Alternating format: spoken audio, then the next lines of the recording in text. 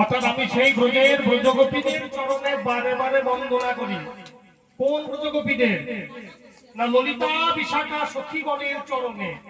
বন্দে নন্দ ব্রজস্ত্রীনাম পাদরেণ মধিষ্ণস, মানে বারে বারে। ইয়াসাং হরি কথোপিতম পুনাতি ভুবনত্রয়ম, যাদের কথা শাস্ত্র কথা রূপে হরি কথা রূপে জগতে প্রচার পায়, তাদের চরণে একবার নয় বারে বারে বন্দনা করি, আর সেই রাধা রানীর ধামে প্রবেশ করি। সবাই বলো, বন্দে নন্দ ব্রজস্ত্রীনাম পাদরেণ